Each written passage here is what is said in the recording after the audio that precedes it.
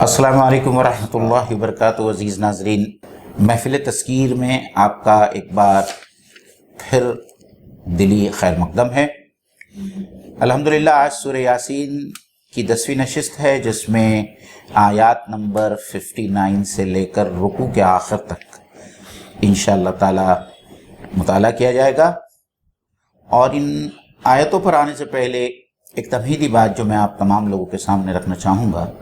اور وہ یہ ہے کہ اس سے پہلے کی آیات میں اللہ تعالیٰ نے پچھلے رکوع میں اہل جنت جس عیش اور عشرت میں ہوں گے اور اللہ تعالیٰ کی کیسی کیسی نعمتوں سے وہ محظوظ ہوں گے، اللہ تعالیٰ نے جنت کا ایک بہت ہی مختصر سا خاکہ اور تصویر ان آیات میں پیش کی۔ اور قرآن مجید میں جا بجا مختلف جگہوں پر اللہ تعالیٰ نے جنت کی تصویر کھینچی ہے تاکہ ہم کو جنت میں جانے کی ترغیب ملے اور ہم سبقت لے جانے کی کوشش کریں۔ یہ اللہ تعالیٰ کا اسلوب بیان ہے، اور یہ قرآن مجید کا اسلوب بیان ہے کہ اللہ تعالیٰ دو ضدوں کو ساتھ میں لاتا ہے، دو کنٹراسٹ کو سامنے لاتا ہے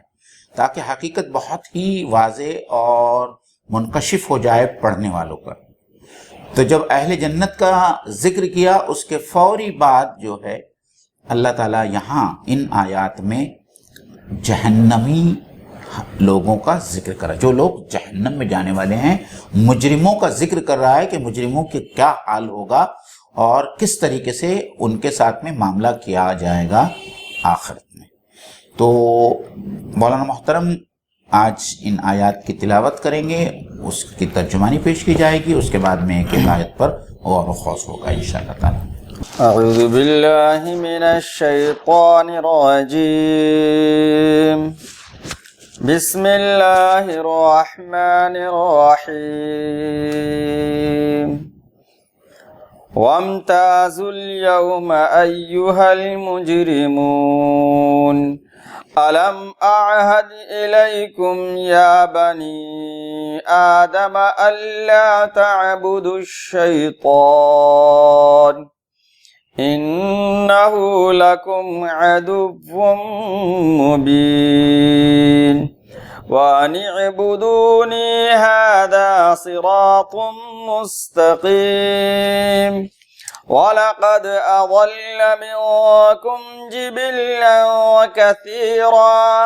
أَفَلَمْ تَكُونُوا تَعْقِلُونَ هَذِهِ جَهَنَّمُ الَّتِي كُنتُمْ تُوعَدُونَ اصْلَوْهَا الْيَوْمَ بِمَا كُنتُمْ تَكْفُرُونَ اليوم نختم على أفواههم وتكلمنا أيديهم وتشهد أرجلهم بما كانوا يكسبون ولو نشاء لطمسنا على أعينهم فاستبقوا الصراط فأنى يبصرون ولو نشاء لمسخناهم على مكانتهم فما استطاعوا مضيا ولا يرجعون صدق اللہ العظیم۔ اعوذ باللہ من الشیطان الرجیم، بسم اللہ الرحمن الرحیم۔ اور اے مجرموں، آج تم چھٹ کر الگ ہو جاؤ۔ آدم کی اولاد، کیا میں نے تم کو ہدایت نہ کی تھی کہ شیطان کی عبادت نہ کرو؟ وہ تمہارا کھلا دشمن ہے، اور میری ہی بندگی کرو، یہ سیدھا راستہ ہے۔ مگر اس کے باوجود اس نے تم میں سے ایک بڑے گروہ کو گمراہ کر دیا۔ کیا تم عقل نہیں رکھتے تھے؟ یہ وہی جہنم ہے جس سے تم کو ڈرایا جاتا رہا تھا، اور جو کفر تم دنیا میں کرتے رہے ہو اس کی پاداش میں اب اس کا ایندھن بنو۔ آج ہم ان کے منہ بند کیے دیتے ہیں، ان کے ہاتھ ہم سے بولیں گے اور ان کے پاؤں گواہی دیں گے، یہ دنیا میں کیا کمائی کرتے رہے ہیں۔ ہم چاہے تو ان کی آنکھیں موند دے، پھر یہ راستے کی طرف لپک کر دیکھے، کہاں سے انہیں راستہ سجائی دے گا۔ ہم چاہے تو انہیں ان کی جگہ ہی پر اس طرح مسخ کر کے رکھ دیں گے کہ یہ نہ آگے چل سکیں گے نہ پیچھے پلٹ سکیں۔ مولانا جی الحمدللہ یہاں جو آیتیں زیر مطالعہ ہے اس میں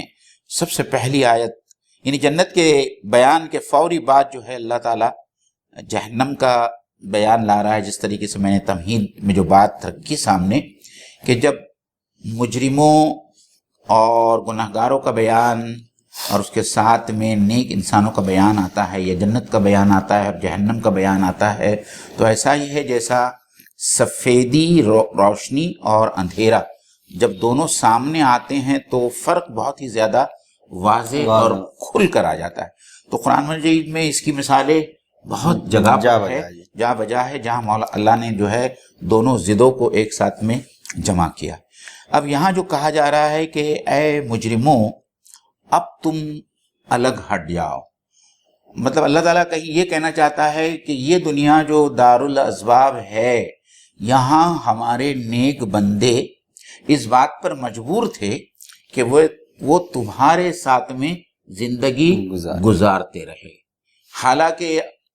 ایسا اکثر ہوتا ہے، آپ کے ساتھ میں ہوا ہوگا، میرے ساتھ میں ہوا ہوگا، بہت سارے لوگوں کے ساتھ میں ہوا ہوگا کہ ہم راستہ چل رہے ہیں اور راستے میں چلنے والا کوئی ایک شخص اتنی گندی گالی دیتا ہے کہ آدمی اس کو سننے کی تاب نہیں لاتا۔ تو یہ آدمی جو ہے جو گناہگار ہے، وہ جو گالی دینے والا ہے، اور جنت میں جب وہ آدمی جائے گا اور وہ اپنی اس عادت سے باز نہیں آئے گا تو اللہ تعالیٰ تو وہاں کہتا ہے کہ وَلَا تَسْمَعُونَ لَغْوًا وَلَا تَأْثِیمًا، جنت میں کہ وہاں آپ کوئی بیہودہ بات نہیں سنیں گے۔ تو یہ جو آدمی جو ہے اس دنیا میں جو ہمارے ساتھ میں رہتا ہے وہ جنت میں جانے کے لیے کوالیفائی نہیں کرتا۔ تو اللہ تعالیٰ کہتا ہے کہ یہاں تو یہ دارالعمل ہے، اس میں یہ نیک لوگ تمہارے ساتھ رہنے پر مجبور ہوئے۔ اکثر اور بیشتر یہ بھی ہوتا ہے کہ ہمارے پڑوس میں ان کی جو زندگی جس طریقے سے وہ بتاتے ہیں، جو جھگڑے ہوتے ہیں ان کے، وہ کبھی کبھی جو ہے ہم جو ہے اس کو برداشت نہیں کر پاتے، مطلب ہم اپنے گھر میں سکون اور چین سے نہیں بیٹھ پاتے ہیں۔ تو یہ ایسی بہت ساری چیزوں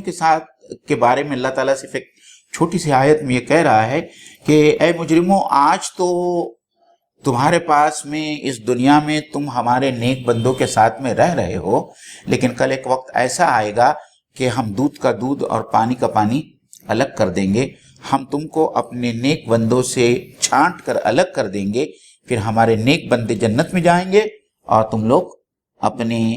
گناہوں کی پاداش میں جو ہے جہنم میں جانے والے ہیں۔ موین بھائی، اس میں ایک بات اور یہ سمجھ میں آتی ہے کہ یہ دنیا دارالعمل ہے، دارالاسباب ہے، تو اس میں اچھے اور برے ساتھ رہتے ہیں، بلکہ اگر اچھے لوگ تمام کے تمام اچھے لوگ یہ سوچے کہ ہم لوگ الگ تھلگ رہنا شروع کر دیں اور ان لوگوں سے کوئی لین دین کوئی میل ملاپ نہ ہو تو شاید یہ اللہ کے یہاں مقصود نہیں ہے۔ اس لیے کہ احادیث میں آتا ہے وہ انسان سب سے بہتر انسان ہے جو لوگوں کی دکھوں کو برداشت کرتے ہوئے ان کے ساتھ زندگی گزارے،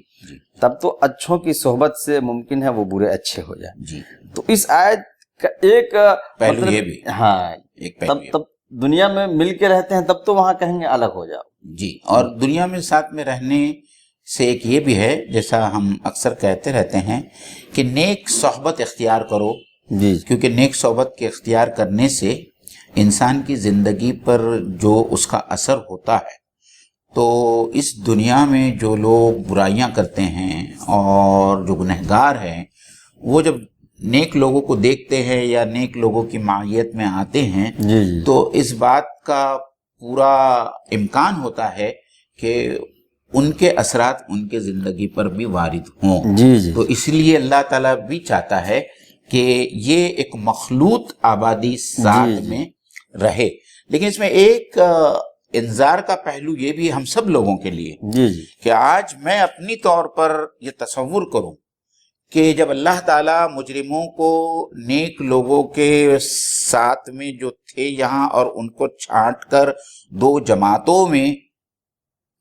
الگ الگ چھانٹنے والا ہے، جیسا سورہ واقعہ میں بھی اللہ تعالیٰ نے کہا ہے کہ کنتم ازواجا ثلاث، کہ تم کو 3 جماعتوں میں بانٹ دیا جائے گا، سابقون السابقون، اصحاب الیمین اور اصحاب الشمال۔ تو آج بھی یہاں جب یہ آیت بھی مجھے اس آیت کی یاد دلاتی ہے کہ جب اللہ تعالیٰ تمام لوگوں کو 3 جماعتوں میں بانٹ دے گا، جس میں ایک جماعت مجرموں کی ہوگی اور دوسری 2 جماعت جو ہے نیکوکاروں کی ہوگی، تو آج میں اپنے بارے میں سوچوں اور تصور کروں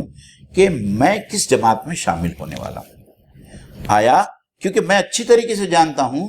کہ میرا ایمان کیا ہے، میرا عقیدہ کیا ہے، میرے اعمال کیا ہے، میں کس قدر گناہوں میں ملوث ہوں، یہ صرف میں اور میرا رب ہی جانتا ہے۔ اور میں آج بھی بیٹھ کر جو ہے اس بات کا پوری طریقے سے اگر میں خلوص نیت سے احتساب کروں تو میں یہ اس بات پر جاننے سے آج میں قدرت رکھتا ہوں کہ میں مجرموں کی ٹولی میں ہوں گا یا میں نیک لوگوں کی ٹولی میں ہوں گا۔ تو یہ آیت ہم سب کو یاد دہانی ہے ہمارے لیے کہ اگر خدا نخواستہ آج بھی ہمارے اعمال درست نہیں ہیں، آج بھی ہم گناہوں میں لت پت ہیں، تو آج بھی ہمارے لیے وقت ہے کہ ہم اللہ تعالیٰ سے استغفار کریں، توبہ کریں اور اپنی اصلاح کر لیں اور اپنی روش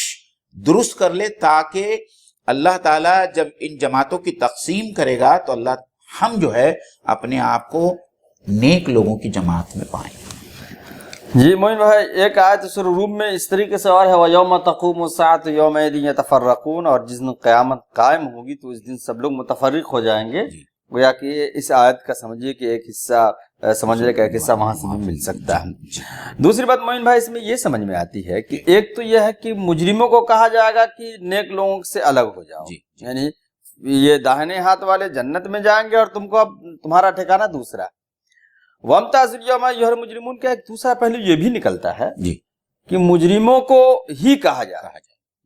کہ تم لوگ الگ الگ رہو، اب تمہارا جتھا نہیں رہے، تمہاری ٹولی بندی یہاں نہیں چلے گی۔ جی یہ بھی ہے، یہ بھی پہلو نکلتا ہے۔ جس طریقے سے یہاں وہ ٹولیوں میں رہ کر کام کرتے ہیں، وہاں جو ہے ان کی ٹولیاں جو ہے وہ الگ الگ کر دی جائے۔ اور یہ رول ہے، بلکہ سمجھے کہ فطرت ہے کہ جب ایک ساتھ لوگ ہوتے ہیں تو مصیبتیں کچھ آسان ہو جاتی ہیں۔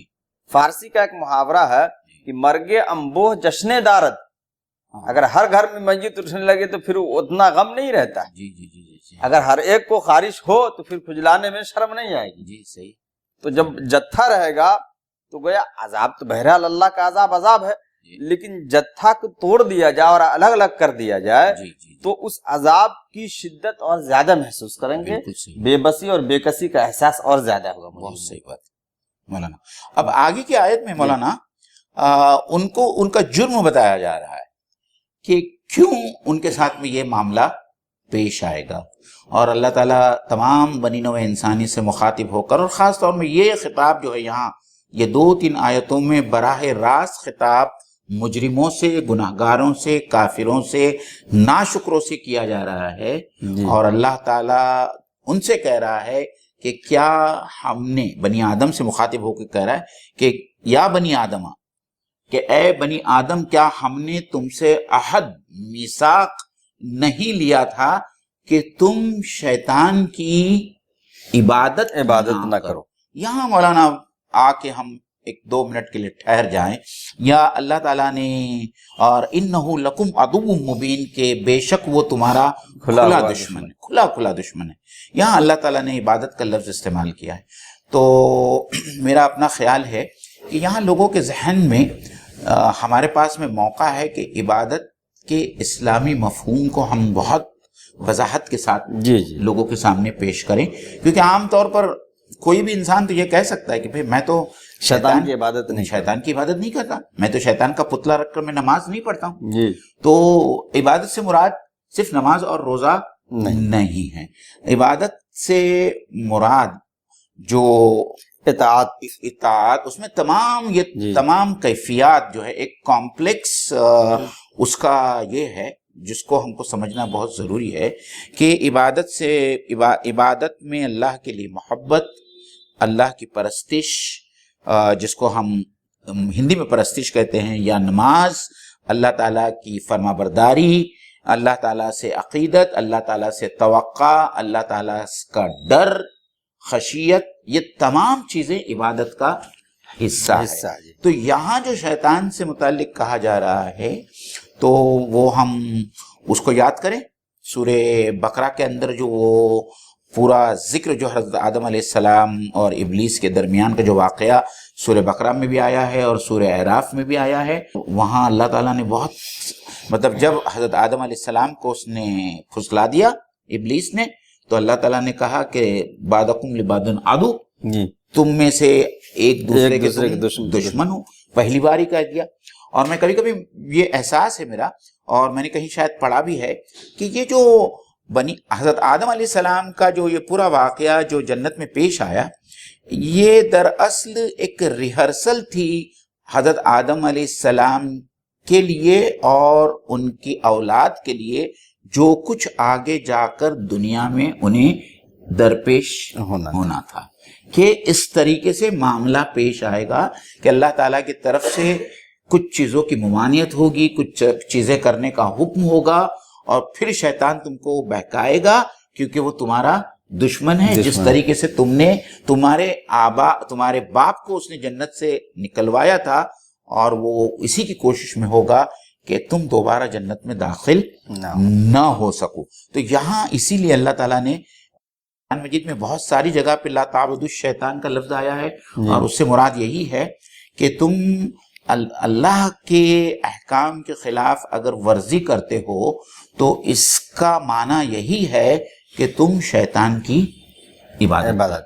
یعنی یہ عبادت سے مراد یہاں اطاعت ہے، کہ اللہ کی عبادت یہاں جو اس سے پہلے آگے کی آیت میں آ رہی ہے وہاں بھی اطاعت مراد ہے، اور یہاں لا تعبدوا الشیطان آیت کے اس حصے سے مراد ہے شیطان کی اطاعت نہ کرو۔ اور عبادت کی اصل میننگ آتی ہے تذلل، یعنی کسی کے سامنے اپنے آپ کو ایک دم ذلیل کر دینا، خود سپردگی، مطلب اللہ کے سامنے جو ہے ہم اپنے تمام اختیارات سے جو ہے وہ بری ہو جائیں۔ تو بلا سوچے سمجھے، بلا دلیل کے اگر ہم شیطان کی تمام بات مان رہے ہیں تو گویا یہ بھی عبادت ہی میں شمار ہے۔ دوسری بات معین بھائی، اس میں عہد کا لفظ آیا ہے، عہد اللہ ہے کیا؟ اللہ کا عہد کیا ہے؟ اللہ کا عہد ایک تو یہ ہے کہ اللہ تعالیٰ نے جو ہمارے ذہنوں میں، ہماری عقلوں میں اللہ تعالیٰ نے جو چیز راسخ کر دی ہے، اچھے اور برے کی تمیز، یہ بھی ہے۔ دوسری بات ہے کہ وہ فرامین جو خدا کی طرف سے انبیاء کرام کے ذریعے ہمارے پاس آئے ہیں، یہ بھی مراد ہے۔ تو یہاں پہ دونوں مراد ہو سکتے ہیں، بالکل، اس لیے کہ اللہ نے ہمیں عقل سلیم دیا ہے، اس کے ذریعے بھی ہم شیطان کو پہچان لیں، اور اللہ نے اپنے فرامین نازل فرما کر یہ بتا دیا کہ یہ تمہارا دشمن، کھلا ہوا دشمن ہے۔ آیت میں یا بنی آدم کہہ کر کے یہ اشارہ کیا گیا کہ یہ شیطان جو ہے صرف تمہارا ہی دشمن نہیں، تمام انسانوں کا، اور آدم علیہ السلام جو پہلے فرد تھے یہ دشمنی وہاں سے چل رہی ہے۔ اس لیے جو خاندانی دشمن ہے اس سے تو اور الرٹ رہنا چاہیے، ہوشیار رہنا چاہیے۔ بالکل بالکل۔ انہو لکم عدو مبین، وہ تمہارا کھلا ہوا دشمن ہے۔ وان اعبدونی، اور ہماری عبادت کرو، ہماری اطاعت کرو، ہماری فرما برداری کرو۔ ھذا صراط مستقیم، اور یہ سیدھا راستہ ہے۔ مولانا یہاں صراط مستقیم کو دوبارہ کیوں لایا گیا ہے، یہ اس کے بارے میں سوچ رہا تھا۔ تو ایک بات جو میرے سمجھ میں آئی وہ یہ ہے کہ قرآن مجید میں شاید میرے خیال سے سورہ اعراف میں ابلیس کا وہ قول نقل کیا گیا ہے کہ میں ان کے سیدھے راستے میں بیٹھوں گا اور ان کو آگے سے، دائیں سے، بائیں سے، پیچھے سے اس سیدھے راستے سے میں ہٹانے کی کوشش کروں گا۔ تو اللہ تعالیٰ کہتا ہے کہ سیدھا راستہ تو یہ ہے، یہ میرا راستہ ہے جو قرآن مجید میں ہے، یا جو انبیاء کے ذریعے میں نے جو ہدایت بھیجی، یہ میرا سیدھا راستہ ہے، اور یہی سیدھا راستہ تم کو جنت تک لے جانے والا ہے۔ اگر اس راستے سے ہٹ گئے تو تم جنت کے راستے سے ہٹ گئے۔ اور وہ ایک حدیث آپ کو یاد ہوگی انشاءاللہ، مجھے پورا یقین ہے کہ اللہ کے رسول صلی اللہ علیہ وسلم اپنے اصحاب کے ساتھ میں بیٹھے تھے، اور آپ کے ہاتھ میں ایک چھوٹی سی کاڑی تھی، لکڑی کا ٹکڑا تھا، اور آپ نے کیسی سیدھی لکیر کھینچی، کہا یہ ھذا صراط مستقیم، یہ میرا سیدھا راستہ، اور پھر آپ نے اس سے چھوٹی چھوٹی پگڈنڈیاں بنائی جو انحراف کرتی اس سیدھے راستے سے، اور پھر آپ نے اس طریقے سے صحابہ کو ایکسپلین کیا کہ یہ میرا سیدھا راستہ ہے، اور وہ آیت بھی ہے میرے خیال سے سورہ انعام کے اندر، اور یہ جو راستے جو ہیں مستقیمہ، اور یہ جو راستے ہیں یہ گمراہی کے راستے، شیطان کے راستے ہیں۔ تو اس لیے بھی جو ہے یہاں اللہ تعالیٰ نے ایک بار اور تاکید مزید کر دی کہ ھذا صراط مستقیم۔ یہ مجرمین کا جو ذکر آیا یہاں، اور اس کے بعد پھر شیطان کا، پھر آدم علیہ السلام کا، پھر یہ بتایا گیا کہ صراط مستقیم، یعنی شیطان تم کو صراط مستقیم سے بہکانا چاہے گا لیکن تم اسی راستے کو اختیار کرنا۔ آگے چلتے ہیں، چلیے آپ آگے۔ وَلَقَدْ أَضَلَّ مِنْكُمْ جِبِلًّا كَثِيرًا، اور اس نے تم میں سے گروہ کثیر کو، ایک بڑی تعداد کو، بڑی جماعت کو اس نے گمراہ کر دیا، راستے سے ہٹا دیا۔ یا اللہ رب العزت شیطان کے تعلق سے کہہ رہے ہیں، اور اس طریقے کی اور بھی آیت آئی ہے، سورہ انعام میں ایک جگہ آیا ہے، وہ یا معاشر الجن قد استکثرتم من الانس، کہ جن تم نے انسانوں میں سے بہت زیادہ ہتھیا لیے، مطلب اس کو اپنے فیور میں کر لیا، اس کا اپنا ہم نوا بنا لیا۔ اور شیطان نے بھی کہا تھا، وہ سورہ اسراء میں جو ہے لَأَحْتَنِكَنَّكَ مِن ذُرِّيَّتِهِ، کہ اگر آپ مجھے مہلت دیں تو ان میں سے ایک بڑی تعداد کو ہم جو ہے بچلا دیں گے، ہم اپنا ہم نوا بنا لیں گے۔ اور اللہ رب العزت نے یہاں بھی کہا، اور ایک جگہ اور وَلَقَدْ صَدَّقَ عَلَيْهِمْ إِبْلِيسُ ظَنَّهُ، یہ ابلیس کا جو گمان تھا وہ سچا ہو گیا، زیادہ تر لوگ جو ہے اس کی باتوں میں آ گئے۔ مولانا یہ آگے کی جو آیت کا حصہ ہے یہ ہمارے لیے بڑا غور طلب حصہ ہے۔ افلم تکونوا تعقلون، اللہ تعالیٰ چاہتا تو اسے صرف افلم تعقلون بھی کہہ سکتا تھا۔ اس میں تکونو کے لانے کی وجہ سے جو عربی زبان میں جو اس میں ایک لطیف پہلو ہے کہ تم اتنے سال دنیا میں رہے، کبھی تو سوچتے، کبھی تو سوچتے، ایک بار تو تم سوچتے۔ تو یہاں جہنم سے بچنے کا جو فارمولہ اللہ تعالیٰ سمجھا رہا ہے وہ تعقلون کے اندر پنہا ہے، کہ اگر جو آیتیں یا اللہ تعالیٰ کا جو فرمان، اللہ تعالیٰ کی جو کتاب تمہارے سامنے پیش کی جا رہی ہے، اگر تم اس کو سنتے اور اس کے اوپر غور و خوض کرتے تو تم ہدایت پاتے اور جہنم سے بچ جاتے۔ تو صرف انفارمیشن کا حاصل کرنا یا علم کا حاصل کرنا اور اس پر غور و خوض نہیں کرنا یہ مقصود نہیں ہے۔ اور یہ کیوں میں کہہ رہا ہوں، مفسرین یہ کہتے ہیں، انہوں نے سورہ ملک کی وہ جو آیت لائی ہے، بڑی خوبصورت آیت، انہوں نے اسی ضمن میں کوٹ کی ہے کہ جب یہ لوگ جہنم کی طرف لے جائے جائیں گے تو وہاں کا داروغہ ان سے پوچھے گا کیا تم تک کوئی نذیر نہیں آیا؟ تو وہ کہیں گے ہم تک ڈرانے والا تو ضرور آیا لیکن ہم نے اس کی تکذیب کی اور جھٹلا دیا۔ اور پھر اس کے بعد میں ان کا جو جملہ ہے کہ لو کننا نسمع او نعقل ما کننا فی اصحاب السعیر، کہ اگر ہم اچھی طریقے سے سنتے اور اس کے اوپر غور و خوض کرتے تو آج ہم جہنمی یا جہنم میں جانے والے نہیں بنتے۔ تو یہاں اللہ تعالیٰ کہیں ہم سب لوگوں سے مخاطب ہو کر کہہ رہا ہے بھئی آپ قرآن بھی پڑھ رہے ہیں، آپ احادیث بھی پڑھ رہے ہیں، آپ اللہ تعالیٰ کی اتنی ساری آیتیں آپ اپنی آنکھوں سے آپ دیکھ رہے ہیں، تو یہ دیکھنے سے صرف کام نہیں چلنے والا ہے، اس کے بارے میں آپ کو سوچنا ہوگا، سمجھنا ہوگا، تب ہی جا کر جو ہے آپ قرآن میں جا بجا جو ہے، یہاں اگر اللہ تعالیٰ چاہتا تو افلم تکونو یعنی تکونو لا کر کے استمرار کو بتایا گیا ہے، اور تعقلون کی جگہ پہ جو ہے تعملون بھی لا سکتا تھا، لیکن اللہ تعالیٰ نے جا بجا تتفکرون تعقلون یعقلون کا لفظ لایا ہے۔ اور یہ اس بات پر اللہ تعالیٰ کی بار بار جو تکرار ہے اور اللہ تعالیٰ کا اتنا ایمفسس ہے کہ انسان کو اللہ تعالیٰ نے جو بھی نعمتیں دی ہیں، خاص طور پر چاہے اس کا وہ نفس امارہ ہو یا نفس لوامہ ہو یا اس کی اپنی انٹلیکٹ یا اپنی ذہانت ہو، اس کی آنکھیں ہیں، اس کے کان ہیں، یہ تمام چیزیں جو ہے اللہ تعالیٰ نے اس لیے دی ہے کہ ہم اللہ تعالیٰ کی آیتوں کو سمجھے اور اس ہدایت کو ہم پالے جو ہدایت صرف ہدایت ہم کو جہنم سے بچا سکتی۔ اس کی مثال مولانا ایسی ہی ہے کہ ہم انشاءاللہ تعالیٰ لمسخناہم والی جو آیت آئے گی اس میں اس کو ہم اور زیادہ اس کو سمجھنے کی کوشش کریں گے. جی. ہذہ جہنم التی کنتم توعدون، یہ وہ جہنم ہے جس کا تم سے وعدہ کیا جاتا تھا، تمہیں بتایا جاتا تھا. تو معین بھائی جی اس میں یہ کہ جہنم جی کے تعلق سے جو اللہ نے کہا یہ وہ جہنم ہے، اس طریقے کی اور بھی آیتیں ہیں. جی یوم یدعون الی نار جہنم دعا جی. ہذہ النار التی کنتم بہا تکذبون، جی. کہ وہ جہنم ہے. اب اس میں دو باتیں ہیں معین بھائی. ایک تو یہ ہے کہ اس سے ابھی جو میں نے یوم یدعون الی نار جہنم دعا والی جو آیت پڑھی اس میں تو کذبون کا لفظ آیا. جی تو جہنم کا جھٹلانا جی. کس طریقے سے ہو سکتا ہے؟ ایک تو یہ ہے کہ آدمی زبان سے جھٹلائے، جی. میں نہیں مانتا ہوں، میں نہیں مانتا جس طریقے سے اس وقت کے جی جی، مشرکین کا حال تھا. اور ایک یہ ہے کہ آدمی عمل سے، عمل سے. جی جیسے کہ ہمارا عمل ہے.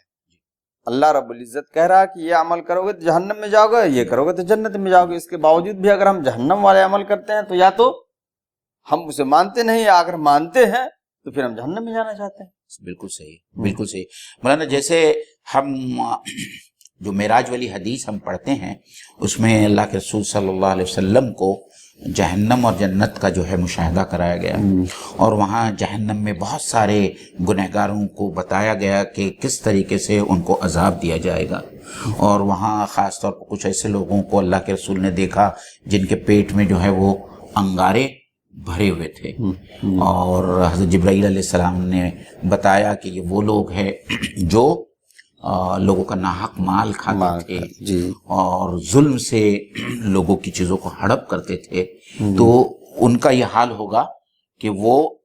قرآن مجید میں دوسری جگہ پہ یہ ہے کہ وہ جی جی جی کہ وہ اپنے پیٹ میں جو ہے وہ دراصل میں انگارے بھر رہے ہیں، وہ کھانا نہیں کھا رہے ہیں، فی بطونہم نارا، فی بطونہم نارا جو وہ ہے. تو ایک دوسری بات جو میں یہاں کہنا چاہتا تھا اور وہ یہ ہے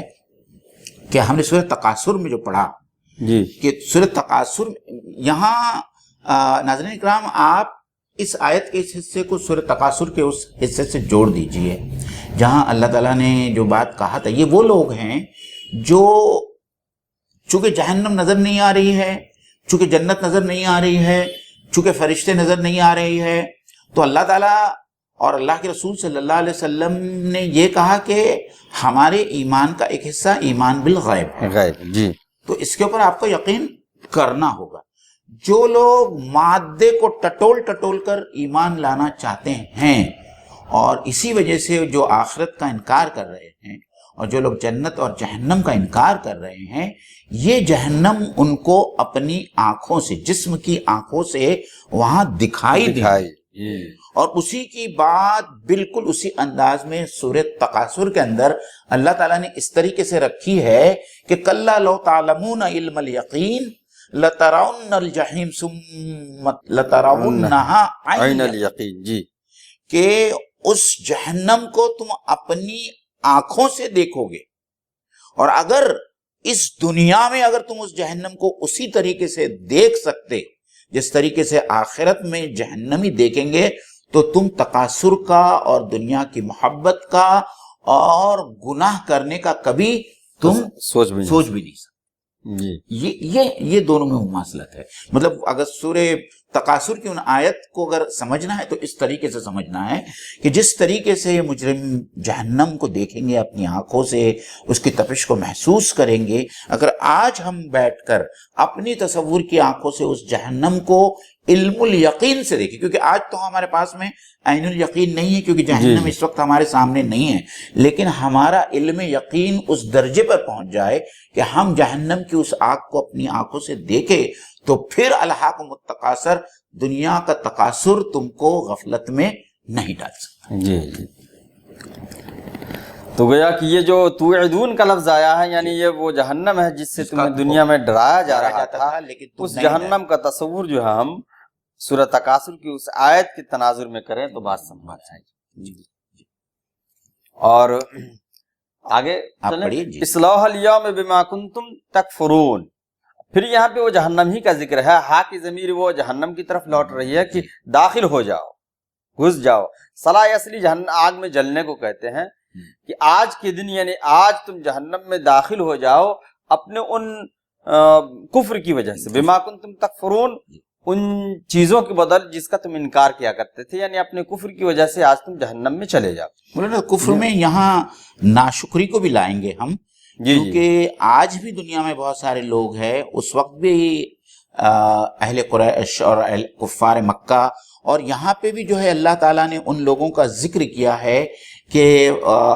ما عملتہم ایدیہم، کہ یہ جو کچھ تم نعمتیں جو کھا رہے ہو، جس سے تم فائدہ اٹھا رہے ہو، یہ سب اللہ تعالیٰ کی دی ہوئی ہے، تو اس سے تو اللہ تعالیٰ کا یہ حق بنتا ہے کہ تم اللہ تعالیٰ کے شکر گزار بندے بنو۔ تو تم تو اللہ تعالیٰ کی ناشکری کر رہے ہو، تم اللہ تعالیٰ کی نعمتوں سے فائدہ اٹھا رہے ہو، اس کی ربوبیت سے فائدہ اٹھا رہے ہو، اور اس کے رب ہونے سے انکار کر رہے ہو، اس کی عبادت سے انکار کر رہے ہو، جہنم سے انکار کر رہے ہو۔ تو یہ تمام جتنے جرائم ہیں اس کی پاداش میں جو ہے اب تم کو اس جہنم میں دھکیلا جائے گا۔ قرآن مجید میں جا بجا کہا گیا، کہیں کہا گیا ہے کہ ان کو ان کے جو یہ ہے سر کا جو یعرف المجرمون بسیماہم فیؤخذ بالنواصی والاقدام، یعنی جس طریقے سے مجرموں کو پیروں سے گھسیٹ کر جو ہے حوالات میں ڈالا جاتا ہے، یا ان کے یہ بال کا جو پیشانی کے جو بال ہوتے ہیں، مولانا مجھے ابھی یکایک یاد آ گیا کہ اللہ تعالیٰ نے اس کا کیوں ذکر کیا، ناسیہ کا کیوں ذکر کیا؟ یہ جو حصہ ہے جس کے اندر جو دماغ کا حصہ ہے، اس کو ٹیمپورل برین کہتے ہیں، برین کا ٹیمپورل حصہ کہلاتا ہے، اور انسان کے تمام ڈیسیجن میکنگ کا جو مرکز ہے وہ یہ ہے۔ اچھا جو انسان فیصلے کرتا ہے، وہ فیصلے کرنے کا مرکز جو ہے وہ دماغ کا یہ حصہ ہے جس کو ٹیمپورل برین کہتے ہیں۔ تو اللہ تعالیٰ کیونکہ یہی حصہ تھا جس کے فیصلوں کی وجہ سے تو نے برائی کا ارتکاب کیا، ناصیۃ کاذبۃ خاطیہ، بہت آپ نے بہت قیمتی بات آپ نے کہی کہ ڈیسیزن پوائنٹ جو ہے وہ یہ برین کا یہ حصہ ہے، اسی لیے اسی حصے کو پکڑ کر جو ہے ان کو جہنم کے اندر ڈھکیلا جائے۔ یعرف المجرمون بسیماہم فیؤخذ بالنواصی والاقدام، اس میں ذلت بھی مطلوب ہے، اس لیے کہ انسان کے جسم کا وہ حصہ بہت ہی عزیز اور مطلب عزت کا حامل سمجھا جاتا ہے۔ آپ دوسری بات سوچ لیجئے، جب آپ دراصل جب آپ سجدے میں جاتے ہیں تو آپ اپنے اسی حصے کو اللہ کے سامنے رکھتے ہیں، ذلیل کرتے ہیں کہ میں اپنی جو دل تو ہے، اور قرآن مجید میں دل کو ہدایت کا مرکز بتایا گیا ہے، منبع بتایا گیا ہے، لیکن دماغ میں بھی جو قوت ارادی اور فیصلہ کرنے کی جو قوتیں ہیں وہ ہم پوری کے پوری اللہ تعالیٰ کے سامنے جو ہے سجدے میں رکھ کر اللہ تعالیٰ سے کہتے ہیں کہ اللہ تعالیٰ میرا یہ دل بھی اور میرا یہ دماغ بھی اور میرے دماغ کا وہ حصہ جو احکام یہ کرتا ہے صادر کرتا ہے وہ میں تیرے سامنے ڈال رہا ہوں۔ جی گویا کہ اصلاح الیوم بما کنتم تکفرون، یعنی کفر جو ہے، انکار یا اقرار جو بھی ہے، وہ فیصلہ جو ہے یہاں سے ہوتا ہے، سر کے اس حصے سے۔ تو اللہ تعالیٰ یہ کہنا ہے کہ دیکھو تمہارے کفر کی بدولت تم کو جہنم میں بھیجا جا رہا ہے، اور آپ نے وہ جو سورہ رحمان کی آیت نے وہ کہا کہ یؤخذ بالنواصی والاقدام، اس سے بات کلیئر ہو گئی۔ الیوم نختم علی افواہہم وتکلمنا ایدیہم وتشہد ارجلہم بما کانوا یکسبون، کہ آج کے دن ہم مہر لگا دیں گے ان کے منہوں پر، اور ان کے ہاتھ اور ان کے پاؤں بات کریں گے ان کی کرتوتوں کے تعلق سے۔ بولو نا یہاں اسلوب کیوں چینج ہو گیا؟ اوپر تو مخاطب کا صیغہ تھا اور یہاں غائب کا صیغہ لایا۔ اصل وہاں اوپر کیا ہے تو میں زجر و توبیخ تھی، اور ڈانٹنے ڈپٹنے کے لیے جب تک کہ خطاب نہ ہو اس وقت تک جو ہے اس کا اثر نہیں ہوگا۔ یہی بات مفسرین نے لکھی ہے کہ جو بھی اس پر غور کرے گا فوراً جو بات ذہن میں آتی ہے کہ اوپر جو ہے مخاطب کا صیغہ تھا، اور کیونکہ اللہ تعالیٰ ان کو ڈانٹ رہا تھا مجرموں کو، اب اللہ تعالیٰ ان مجرموں سے اتنا بیزار ہے،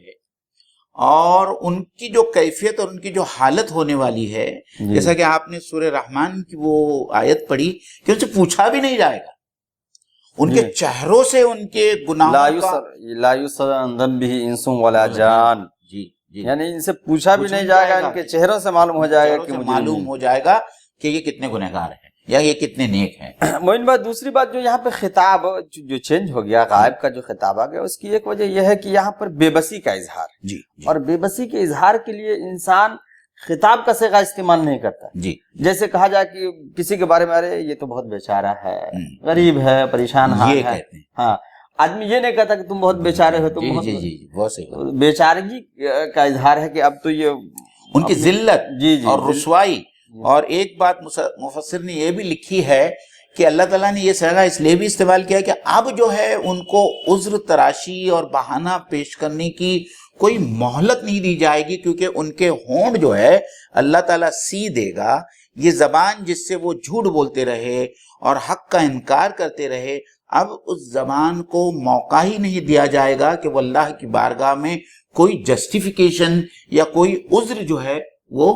پیش کرے. کیوں کہ ان کے اپنے اعضاء خود ان کے خلاف گواہی دیں گے. اس سے بڑا ایویڈنس اور اس سے بڑی شہادت کیا ہو سکتی ہے کہ انسان کے ہاتھ، انسان کے پیر، قرآن مجید میں دوسری جگہ پر انسان کے آنکھوں اور انسان کے جلد کے بارے میں بھی آیا ہے کہ انسان کی یہ تمام اعضاء اور جوارح انسان کے خلاف گواہی دیں گے. تو انسان حق کا بکا رہ جائے گا اور ان سے پوچھے گا لما شہدتم علینا، کہ تم نے ہمارے خلاف گواہی کیوں دی؟ تو وہ کہیں گے کہ آج کہ جس طریقے سے اللہ تعالیٰ نے ہر چیز کو گویائی بخشی، آج کے دن اللہ تعالیٰ نے ہمیں بھی گویائی بخشی کہ ہم تمہارے خلاف گواہی دے. اور دوسری جگہ پہ جو قرآن مجید میں میرے خیال سے سورہ حامیم سجدہ کی یہ جو آیت ہے مولانا، شہید علیہم سمعہم وابصارہم وجلودہم بما کانوا یعملون، کہ صرف یہاں تو صرف دو ہی باتوں کا ذکر ہو رہا ہے. یہاں تو صرف ہاتھوں کا اور پیروں کا ذکر ہو رہا ہے، لیکن سورہ حامیم سجدہ کی اس آیت میں ان کے کان، آنکھ اور ان کی جلد سب کا جو ہے ذکر ہو رہا ہے کہ یہ تمام اعضاء و جوارح، یہ جو ہمارے جتنے آرگنز ہیں، یہ سب ہمارے خلاف اللہ تعالیٰ کی بارگاہ میں وہ وٹنس باکس میں کھڑے ہو کر ہمارے خلاف گواہی دیں گے. اچھا، اس میں موین بھائی ایک بات یہ بھی ہے کہ گواہی دینے سے ایک تو ہے کہ بات سامنے آ جائے گی کہ ہاں یہ گنہگار ہے. دوسری بات یہ ہے کہ اگر کوئی ایسا انسان گواہی دے دی جس کے تعلق سے انسان سوچ نہیں سکتا کہ ہمارے بارے میں بولے گا، تو اس وقت اور ذلیل ہوتا ہے. اس کو ہم سمجھنے کے لیے تمثیل کے طور پہ اگر ہم پیش کریں تو ایسا کہہ سکتے ہیں کہ اگر ہم کسی سے بات کر رہے ہوں اور ہمارے گھر کا بچہ ہی کوئی ایسی بات کہتے جو ہمارے خلاف، جیسے اگزامپل کہ اگر گھر والے یہ کہیں چلو فلاں جگہ جاتے ہیں وہیں بیٹھ کے کھانا کھائیں گے، اور جب وہاں پہنچے تو انہوں نے کہا کھانا کھائیے گا یا جا رہے ہیں. اب بچہ کہتے کہ ہاں امی ابو کہے تھے کہ یہی بیٹھ یہی کھانا کھائیں گے. اب اس وقت کتنی شرمندگی. جی جی جی جی جی یہ بڑا اچھا نقطہ ہے، یہ بڑا اچھا نقطہ ہے مولانا. تو ہوتا یہ ہے کہ آدمی جس کے بارے میں نہیں سوچ رہا تھا، تو انسان کی جلد اور دوسری چیزیں ایسی ہیں کہ انسان سوچ نہیں سکتا کہ ہمارے خلاف گواہی دیں گے. دوسری بات معین بھائی ایک بات یہ ہے کہ یہاں تو آرا نختم علی افواہہم، منہ پہ مہر لگا دیں گے، لیکن سورہ نور میں پھر یہ آیا ہے یوم تشہد علیہم السنتہم وایدیہم وارجلہم، یعنی وہاں پہ زبان کے بولنے کی بات ہے. ہاں تو یہاں جو بات کی جا رہی ہے کہ اس کو کچھ عذر پیش کرنے کے لیے نہیں دیا جائے گا کہ اس کی زبان اس کی صفائی میں کچھ کہہ سکے کہ اس نے یہ نہیں کیا تھا، کیونکہ وہاں جب السنتہم کو لایا جا رہا ہے تو مطلب یہ کہ ان کی زبانیں بھی وہاں اب ان کی قدرت پہ نہیں، کوئی قدرت نہیں رہیں گی اپنی زبان پر اس کو، وہاں تو وہاں ان کی زبانیں بھی ان کے خلاف بولے گی. اور مولانا اختیار کلام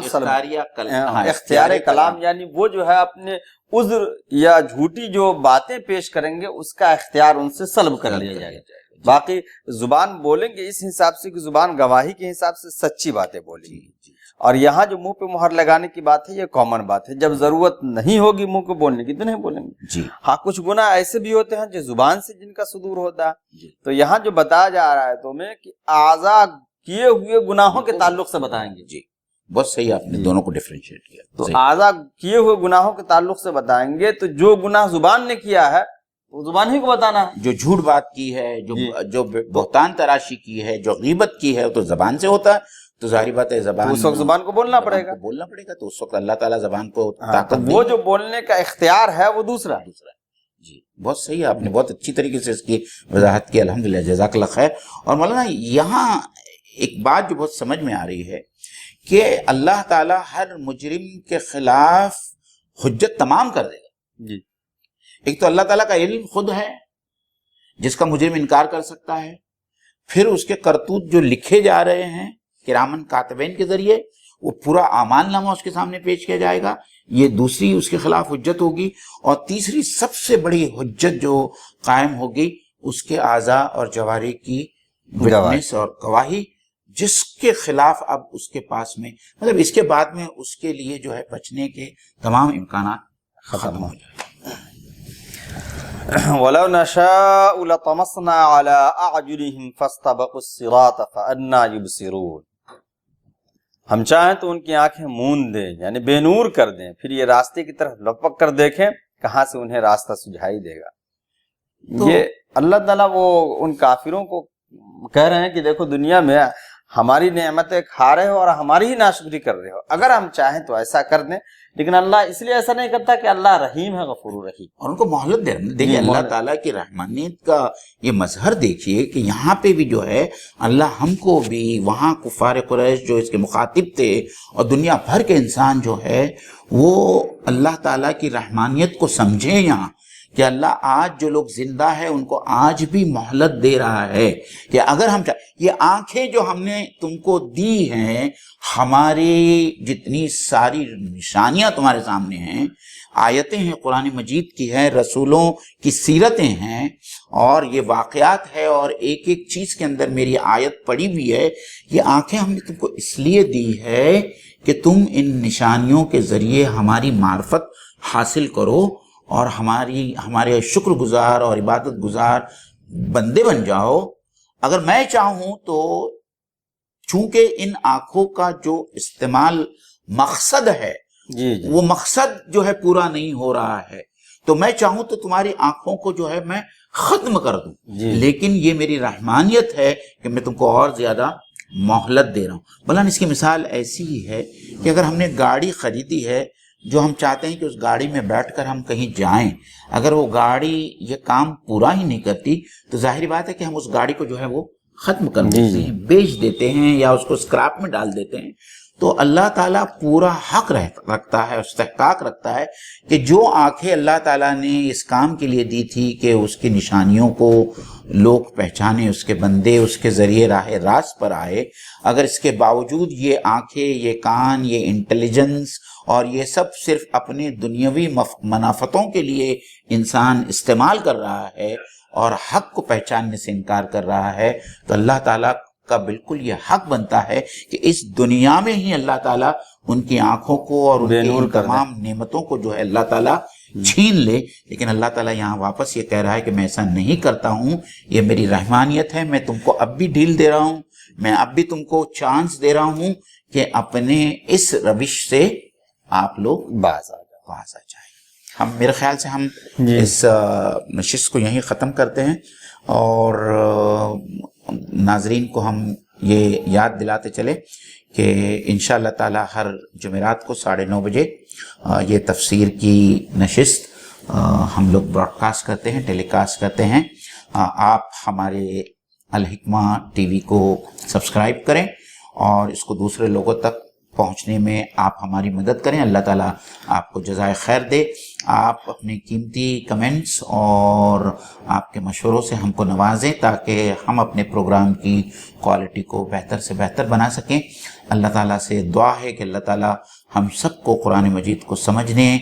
اور اس پر عمل کرنے اور قرآن مجید کا پیغام دوسرے لوگوں تک پہنچانے کے اللہ تعالیٰ ہم سب کو توفیق عطا فرمائیں. وآخر دعوانا ان الحمدللہ رب العالمین.